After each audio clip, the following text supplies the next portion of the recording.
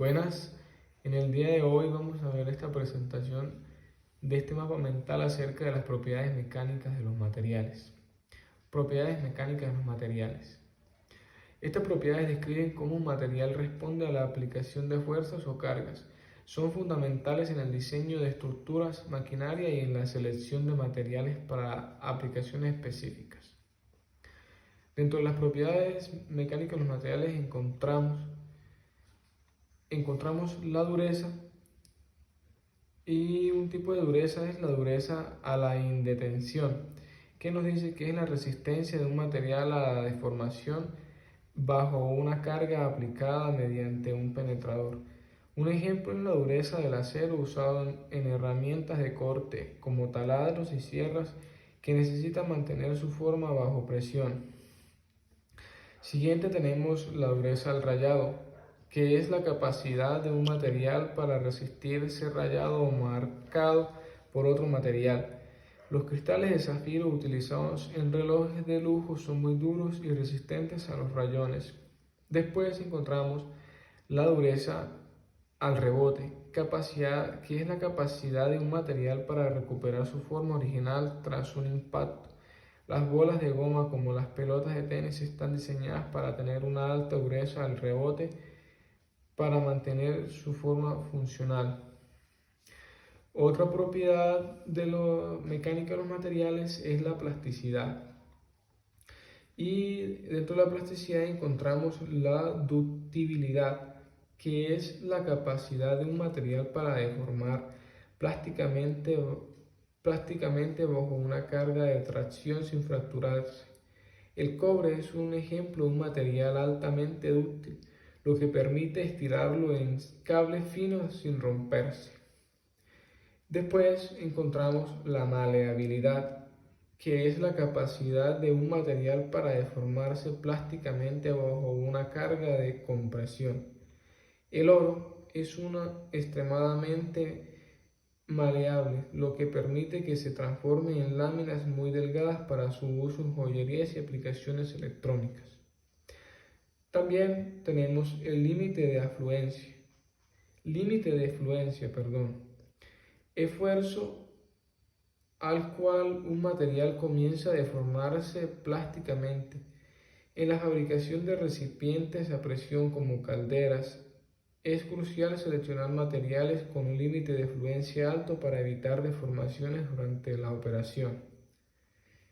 Después nos encontramos otra propiedad mecánica de los materiales, que es la tenacidad. Y dentro de la tenacidad encontramos la energía de fractura, que es la cantidad de energía que un material puede absorber antes de fracturarse. Un ejemplo es el acero estructural utilizado en rascacielos, que debe ser lo suficientemente tenaz para soportar impactos y cargas sin romperse. Y después tenemos la resiliencia, capacidad de un material para absorber energía elástica y liberarla al ser descargado. Los neumáticos de automóviles están diseñados para ser resilientes, lo que les permite absorber las irregularidades del camino y proporcionar un viaje cómodo. Otra propiedad mecánica de los materiales es la fragilidad. Dentro de esta propiedad encontramos la fractura frágil, ruptura que ocurre con poca o ninguna deformación plástica. El vidrio es un ejemplo clásico de un material frágil. Se rompe fácilmente bajo impacto sin deformarse. Después encontramos la fractura dúctil, ruptura que ocurre después de una considerable deformación plástica. El acero, cuando no está a bajas temperaturas, muestra un comportamiento dúctil, deformándose antes de romperse.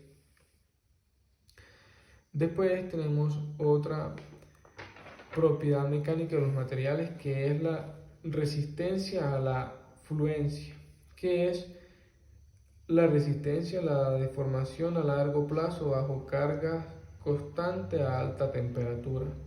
En turbinas de gas, las hojas deben resistir la fluencia para mantener su forma y eficiencia bajo condiciones extremas de temperatura y carga.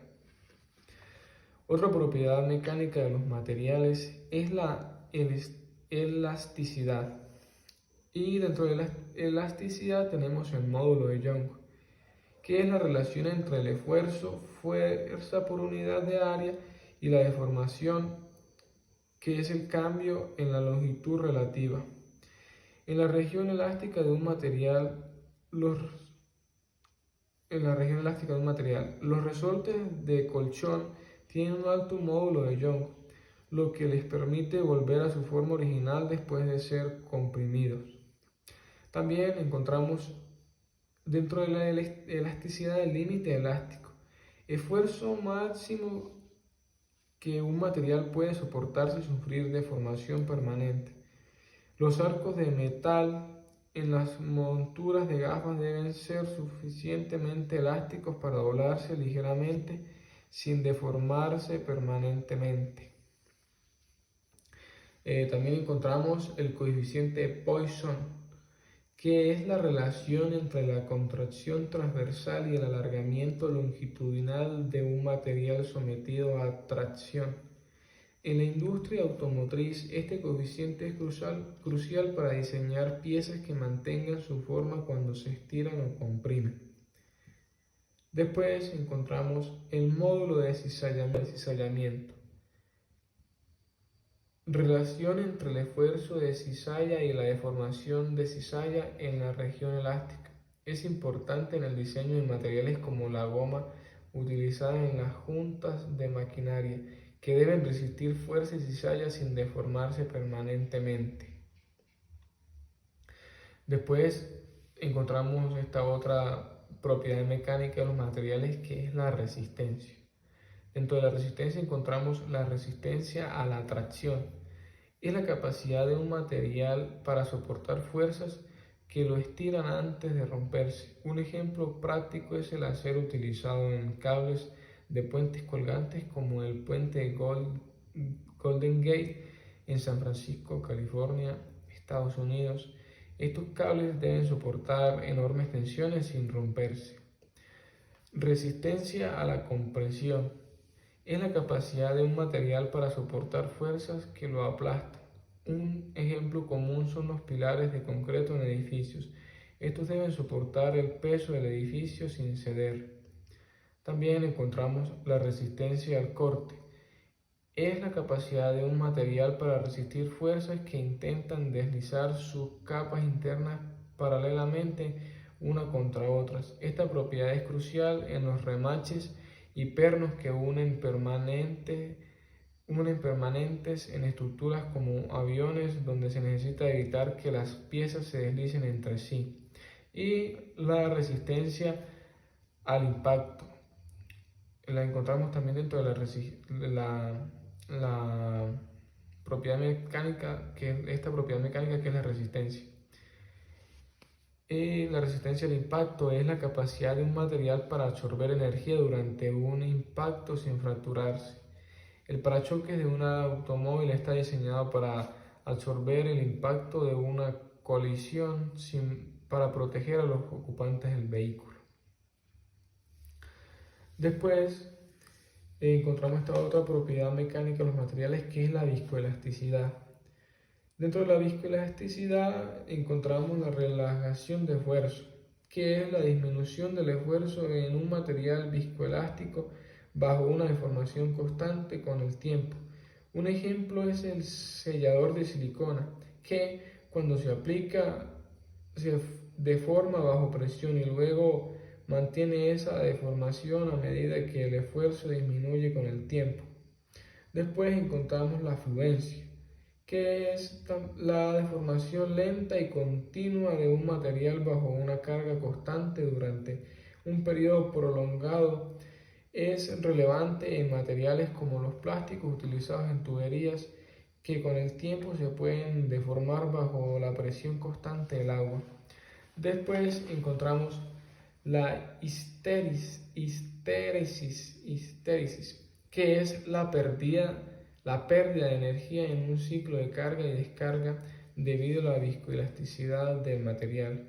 los amortiguadores en automóviles exhiben histéresis, ya que parte de la energía se disipa como calor cuando el material del amortiguador se deforma. Después encontramos la resistencia al desgaste.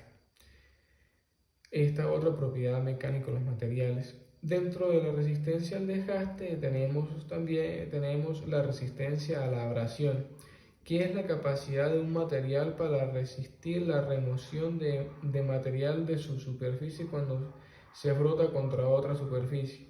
Los pisos cerámicos están diseñados para ser altamente resistentes a la abrasión, soportando el tráfico peatonal sin desgastarse rápidamente, como también soportan el tráfico, como también soportan que barran sobre ellos y se llenen también de otros materiales como tierra y así.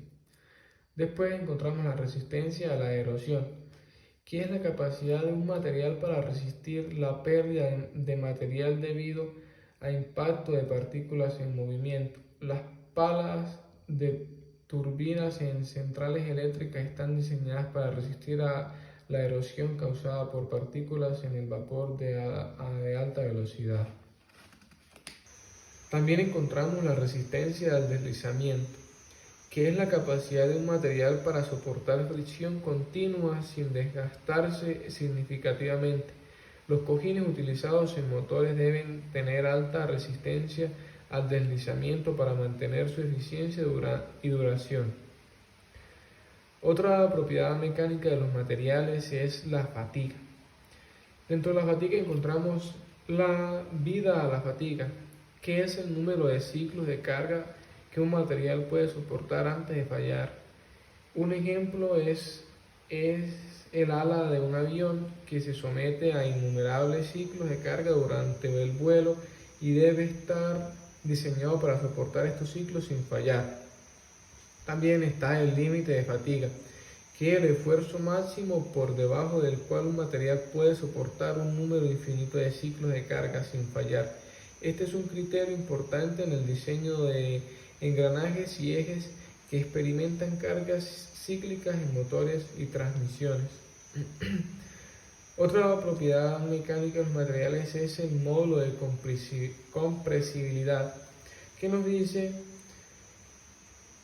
y encontramos la resistencia a la compresión volumétrica, que nos dice que es la capacidad de un material para resistir la disminución del volumen cuando se somete a presión uniforme en todas las direcciones. Este módulo es crucial en el diseño de materiales como la espuma utilizada en empaques que debe absorber impactos sin colapsar. Por último, encontramos esta última propiedad, que es el coeficiente de fricción, que es la medida de la resistencia al deslizamiento entre dos superficies. En frenos automóviles, el coeficiente de fricción entre las pastillas y el disco es fundamental para determinar la eficacia del frenado. Con esta última propiedad concluimos todo el desglose de este mapa mental. Habiéndolo explicado todo, finalizamos.